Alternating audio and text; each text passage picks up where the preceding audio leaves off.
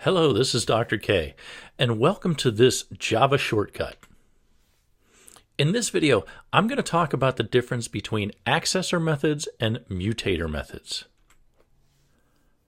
You will sometimes hear Java programmers refer to a method in a Java class as either an accessor method or a mutator method.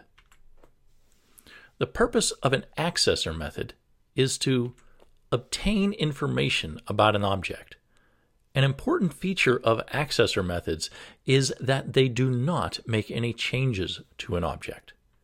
In contrast, making changes to an object is the whole purpose of a mutator method. Another way to look at this is that accessor methods are read-only.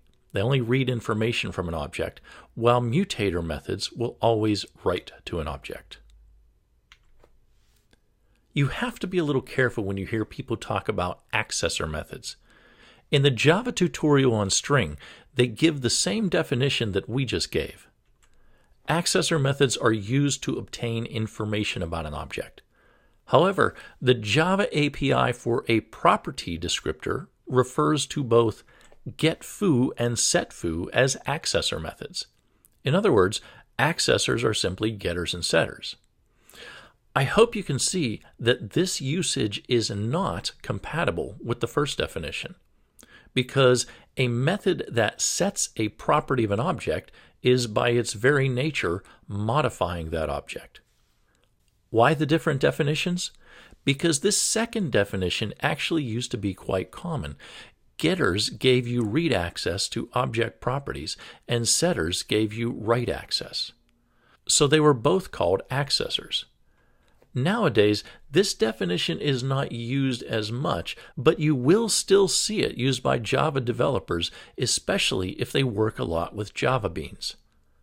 Finally, the Wikipedia article on mutator methods talks about accessors and mutators as if they are equivalent to getters and setters. In my opinion, this is just a bad equivalency and can only lead to more confusion. A getter method should have the form getProperty, and a setter method should have the form setProperty. That's the easiest way to think about getters and setters. You should absolutely be aware of these different usages for the term accessor methods.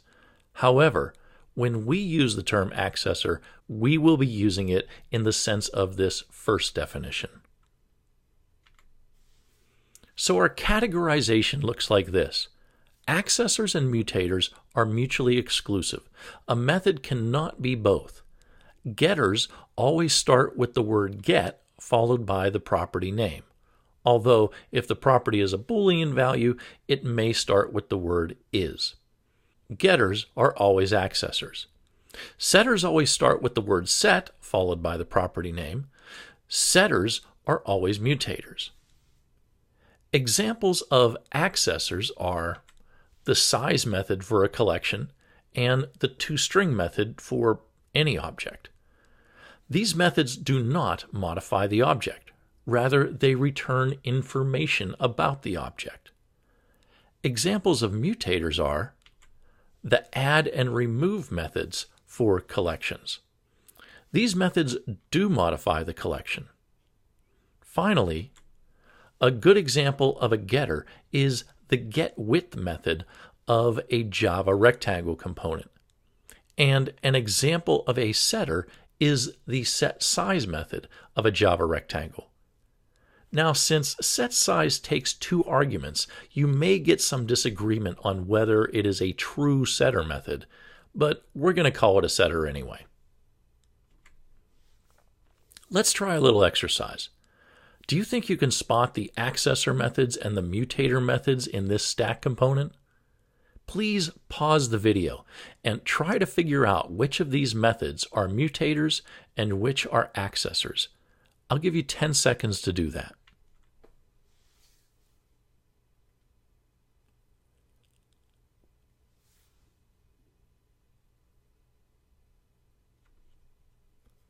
Okay. I hope you were able to see that the first three methods, depth, isEmpty, and peek, are all accessors. They don't change the state of the stack at all. They just return information. The last two methods, push and pop, are mutators. They do change the state of the stack. That is their purpose. And even though pop returns an element, it's not a void method like push, it also mutates the stack, so it must be a mutator. Let's look at another example. Do you think you can spot the accessor methods and the mutator methods in this Java string class?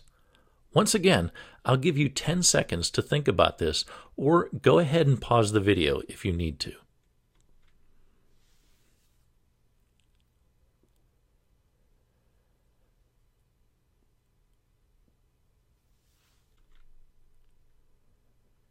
This one can be tricky if you actually go through each of the methods and consider whether they are returning information about the string object. It becomes a lot easier to figure out if you simply ask yourself, do any of these methods modify the object? The obvious answer to this question is no. Why? Because Java strings are immutable, and that means that all string methods must be accessors. This is important. If a type has even a single mutator method, it is not an immutable type. This might leave some people feeling a little unsatisfied. Look at the concat method, for example.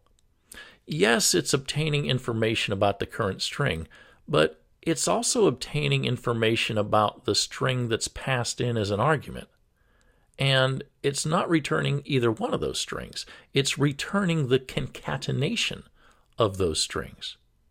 We're not modifying the current string, so obviously this is not a mutator method, but it also seems that we're doing a lot more than just obtaining information about the calling object.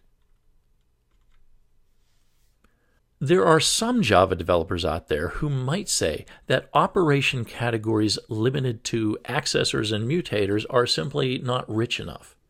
For example, Barbara Liskov created her own categorization for operations.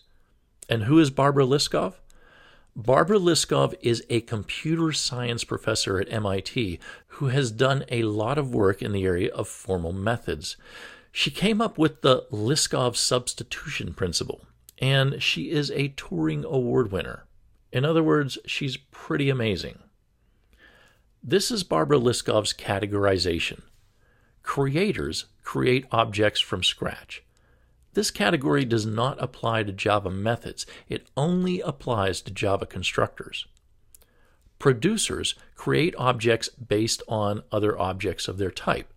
So if a string method creates another string, it's a producer. Producers can be constructors or they can be methods.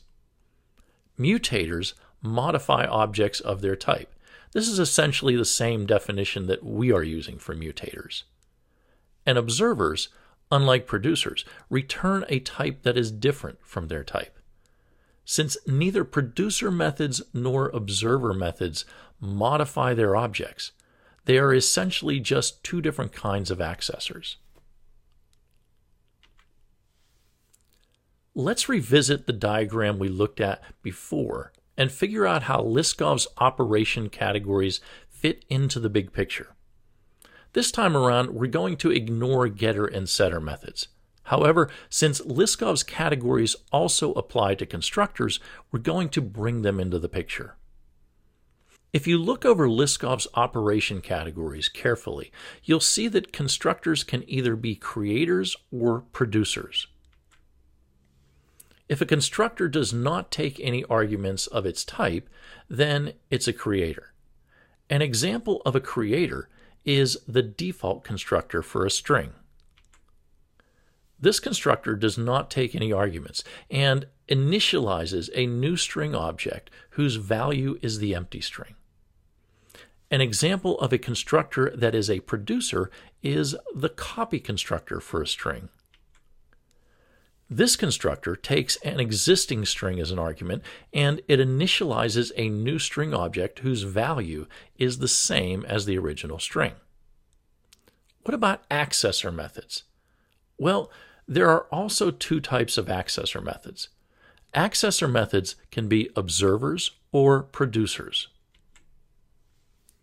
Remember, we're using accessor to mean a non-mutator. Any method that does not modify an object of its type is an accessor. The distinction between observers and producers is simple. If the method returns an object of its type, then it's a producer. If the method returns anything else, then it's an observer. So the method index of, which takes a character and returns the position of that character in the string, would be an observer because it returns an integer, not a string.